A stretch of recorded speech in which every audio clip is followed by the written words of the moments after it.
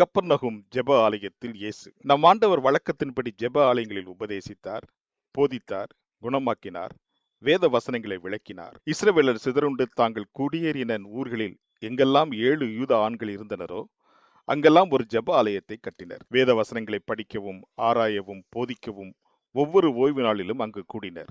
மற்ற நாட்களில் காலையில் பள்ளிக்கூடமாக இந்த ஜெப ஆலயங்கள் இருக்கும். மாலையில் அரசியல் விவாதிக்கப்படும், சிறு சிறு வழக்குகள் விசாரிக்கப்படும், நியாயப்பிரமாணத்தின்படி தண்டனையும் வழங்கப்படும். மரண தண்டனை வழங்க மட்டும் இவர்களுக்கு அதிகாரம் இல்லை. எருசலேம் தேவாலயத்தில் யூதர் அல்லாத அந்நியர் அனுமதிக்கப்படுவதில்லை.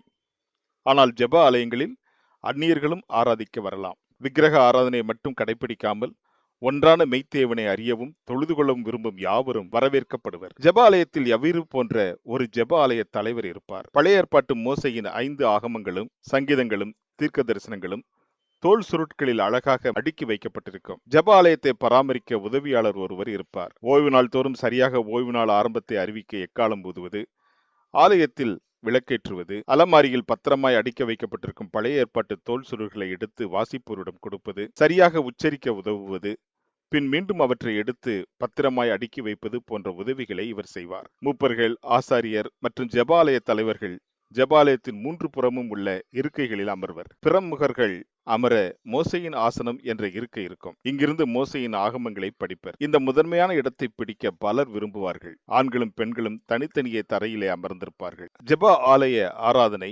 உபாகமம் 6:4-25 வரை உள்ள வசனங்களில் உள்ள இஸ்ரவேலே கேள், நம்முடைய தேவனாகிய கர்த்தர் ஒருவரே கர்த்தர் என ஆரம்பிக்கும் பகுதியை மனனமாய் சொல்லி ஆரம்பிப்பர். ஆலய ஆராதனை ஆரம்ப பாடல் கேட்போமா?